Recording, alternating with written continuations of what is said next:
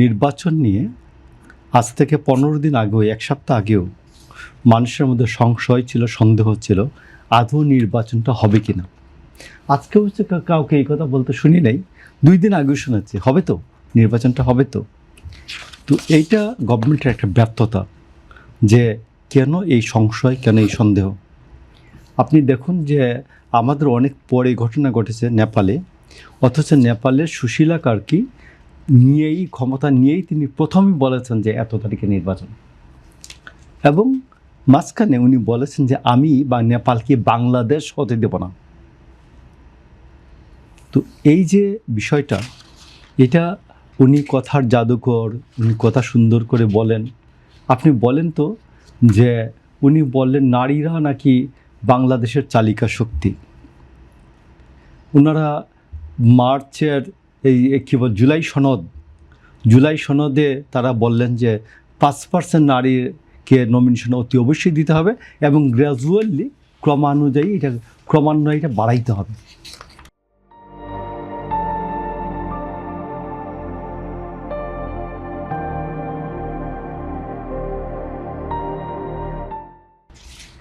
অন্যান্য রাজনৈতিক দলগুলো দিয়েছে, বিএনপি দিয়েছে 3.কত% না এরকম। তো 5% তো এই জামাত তো 0% দিয়েছে, 0, একটাও দেয়নি। তো জামাতের সাথে ডক্টর ইউনূসের ভালো সম্পর্ক, খুব ভালো সম্পর্ক। তিনি তো অনুরোধ করতে পারতেন যে আপনারা দেন, অন্তত দেন, 2% দেন।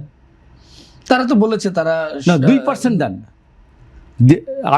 আপনি বললেন যে এই যে আমাদের আন্দোলনে মেয়েরা সামনে ছিল না, হিজাবি মেয়ে ছিল, হিজাব সারা মেয়ে ছিল, তারপরে তো ছিল তো, এবং অনেক যোগ্য মেয়েরা ছিল। তো আমরা এইখানে কথাবার্তা বলি, ঠিক যা বলি তা বিশ্বাস করি না। আর আরেকটা কথা বলি, বাংলাদেশ একটা সমস্যার দ্বার প্রান্তে আছে। আপনি নিশ্চয়ই খলিলি ভাই জানবেন যে খলিফা হারুন রশিদের ছেলে মামুনুর রশিদের সময় একটা নতুন সম্প্রদায়ের তৈরি হয়, সেটার নাম হলো মুতাজিলা সম্প্রদায়। এবং হারুনুর রশিদ তিনি আমাদের যে হানাফি মাযহাবের ইমাম, যাকে ইমামে আজম বলা হয়, তো এই কী বলে, ইমাম আবু হানিফা এই হারুন রশিদের প্রধান বিচারপতির পদ গ্রহণ না করার কারণে তার মা দেখা করতে গেলেই সপ্তাহান্তে দেখা করতে যেতেন এবং তাকে তার মার সামনে ব্যাত মারা হতো। এবং বলা হয় যে ইমাম আবু হানিফাকে হারুন রশিদের সময় বিষ প্রয়োগে কারাগারে হত্যা করা হয়েছে। তো এই জন্য আমি আপনাকে বলছি যে সমাজ যদি ইসলামী শাসনের জন্য তৈরি না হয়, এবং সমাজের কতগুলো বিষয় আছে যে আকীদাগত বিষয়টা যদি টোটালটা তৈরি না হয়, আপনার সোসাইটি তৈরি না হয়, তাহলে এই হারুন রশিদ এবং মামুন রশিদের মতো যদি নামে ইসলামী রাষ্ট্র করলেই এটা ইসলামী রাষ্ট্র হয় না।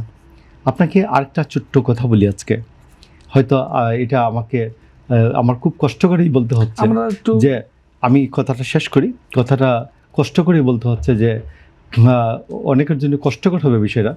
মহিবুল্লাহ বাবুনগরী, তারপর হেফাজতের আমির, তারপরে আমাদের বাইতুল মুকাররমের খতিব আব্দুল মালেক, তারপরে আমাদের আল্লামা